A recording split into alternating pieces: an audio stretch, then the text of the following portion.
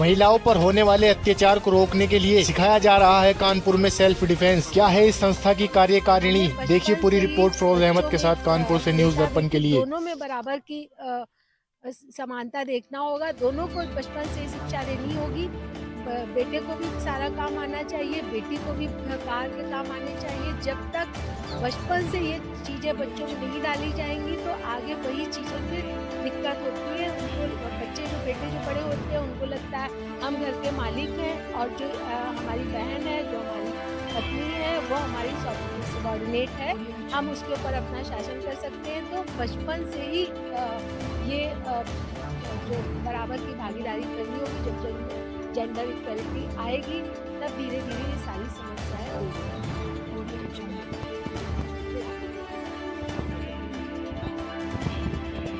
मेरा नाम किरण तिवारी है और सखी के संस्था से मैं 2.5 साल से जुड़ी हूँ। यहाँ पर हमने बहुत कुछ सीखा। यहाँ पर महिलाओं को आत्मनिर्भर बनाया जाता है, उन्हें सशक्त बनाया जाता है। महिलाएं कभी अपने आप में कमज़ोर नहीं होती है, बस हमारा समाज उन्हें कमज़ोर बनाता है, जिसके लिए हमारी संस्था आगे लड़ के उन्हें सशक्त बनाती है, आत्मनिर्भर बनाती है।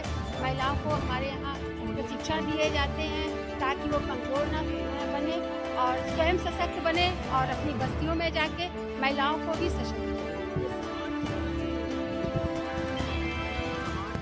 घर से बनता है। जब घर सुरक्षित होगा, घर खुशहाल होगी, हमारा पूरा समाज।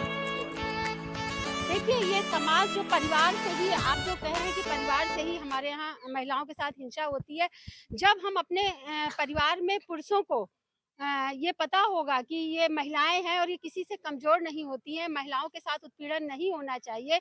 हर पुरुष को जिस तरीके से वो अपनी बहन की रक्षा करता है, उसी तरीके से उसको अपनी पत्नी की भी रक्षा करनी चाहिए। पत्नी के साथ हिंसा नहीं करनी चाहिए। लेकिन ये पुरुषों का कहीं न कहीं पत्नी के साथ भेदभाव होता है कि ये पत्नी और ये बहन है। बहन को वो ज़्यादा मान-सम्मान देने की कोशिश करता है और पत्नी को कहीं वो कम समझता है।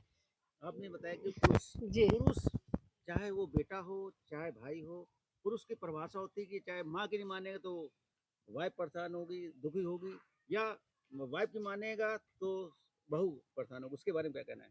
देखिए, पुरुषों को तो ये हमारे यहाँ जो परिवार से जो संस्कार दिए जाते हैं कि भेदभाव ना हम किसी तरह से अपने घर पे होने दें। उनकी जो मानसिकता होती है उसको हमें दूर करना चाहिए। आपको लगता है कि ऐसा कि आज के समय से क्या शुरू से ज़्यादा तो जो घर की बुजुर्ग महिलाएं होती वो दोषी मानी जाती हैं? बुजुर्ग महिलाएँ तो दोषी नहीं मानी जाती नहीं, हैं। क्योंकि बहू आती है, लड़की में आप अंतर कर लेती है, लड़की है, बहू है, नहीं, उसमें ज़्यादा नहीं, काम नहीं, होता है, नहीं, समाज नहीं, में नहीं, ज़्यादा ऐसे केसेस आते हैं। नहीं, नहीं, नहीं। नहीं, आप सुनिए तो जो फैमिली केसेस होते हैं के भी 4 रूप होते हैं और पुरुष के भी 4 रूप होते हैं। जी। शादी के बाद में ऐसा गंभीर मामला बन जाता है कि वो हुँ। मजबूर हो जाते हैं। इसके विषय में हाँ, ये है ना, जो सास होती है उनके ऊपर जो शासन होता चला आ रहा है, तो उनको लगता है कि जो बहू आई है वो बहू पे हम शासन कर सकते हैं। तो ये दोषी नहीं है, ये सत्ता की मिल्कियत है जो कि एक दूसरे के ट्रांसफर होती जाती है। जो वो बहू पे कम से कम वो सोचती है कहीं हमारा शासन नहीं चल रहा है, तो बहू पे तो हम अपना शासन चला सकते हैं। तो मतलब कहने का मतलब जो पुराने दौर की चलती चली हम लोग अपने चैनल से आपका स्वागत करते हैं इतने समय से। सुरक्षा के देखते हुए आप लोग अपना करा रहे हैं। अपना नाम बताएं जो आपने मैं एक शक्ति हूँ, उसके बारे में क्या कहना चाहते हैं? अपना नाम बता पहले। मेरा नाम माया सिंह है, मैं सखी केंद्र से हूँ। मैं शक्ति शक्ति अभियान इसलिए चलाया जा रहा है कि हर महिला के अंदर एक बहुत बड़ी शक्ति है। हम बस्तियों में अलग-अलग ये अभियान तरह-तरह के चलाए जा रहे हैं। हमारे यहाँ की 50 बस्तियाँ ली गई हैं और अभी नवाबगंज में शुरू है, आज यहाँ पर शुरू है और आगे अभी लाल बंगला साइड शुरू होगी, गोपाल नगर साइड शुरू होगी और बहुत जगह शुरू होना है। और इसलिए हम चाहते हैं कि कोई भी महिला अपने आप को दुर्लभ ना समझे। हर महिला अपने आप को सशक्त समझे। शक्ति जिसको कहते हैं कि हम 1000 पे भारी हैं, 1000 नहीं तो 100 पे तो हम भारी ही हों। हम कमज़ोर नहीं हैं, हम दुर्लभ नहीं हैं, हम अबला नहीं हैं, हम शक्ति हैं। इसलिए आत्मरक्षा का प्रशिक्षण दिलाया जा रहा सखी केंद्र के माध्यम से कि ये लोग सशक्त होकर स्वयं अपनी रक्षा कर सकें, अपने आस-पास अपनी बस्ती में रक्षा कर सकें, स्कूल कॉलेज में रक्षा कर सकें और जहाँ तक ये पहुँचे, वहाँ तक इसकी जानकारी दें कि हम सेल्फ डिफेंस की ट्रेनिंग लेके कितने स्वावलंबी बन सकते हैं, अपने आप को शक्तिमान शक्ति से भरपूर हो सकते हैं। हम कमज़ोर ना समझें, कहीं पर भी 10 या 50 के बीच में आ जाएँ, फिर उन्हें ऐसे तकनीक मालूम हो कि हम अपनी सेफ्टी कर पाएँ और दूसरों की सुरक्षित कर पाएँ। आपने जो अपनी बात कही उसको देखते हुए सबसे पहली चीज जो हिंसा होती है घर से शुरू होती है और स्कूल तक पहुंच जाती है, उसके बारे में क्या कहना है?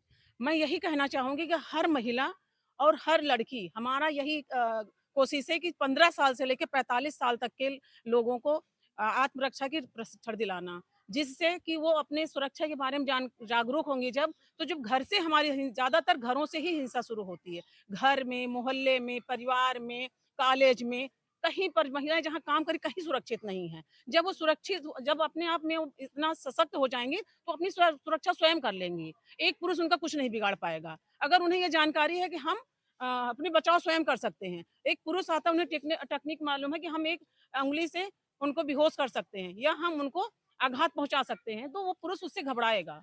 तो इसी ये तरीके इसका जो आपने बताया इसमें दोषी कौन कहलाएगा? क्योंकि आदमी होते हैं सुबह घर से निकल जाते हैं, उसके बारे में क्या कहना है? फिर से एक बार सवाल अपने परिवार के लिए सुबह निकल जाता है, घर में बसती हैं स्त्रियाँ, वो उनके बारे में क्या कहना है आपका? घरेलू हिंसा सिर्फ घरेलू स्त्रियों के ऊपर नहीं हो रहा है।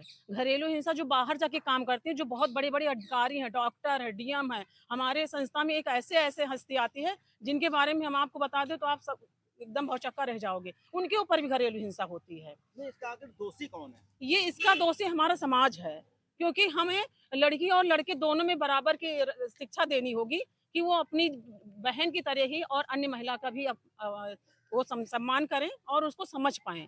दोषी महिला नहीं है। दोषी हमारा समाज है, जिसको अभी तक जानकारी नहीं है, जागरूकता की कमी है। तो इसलिए हम लोग अपने अभियान के तहत जगह-जगह जागरूकता फैला रहे हैं।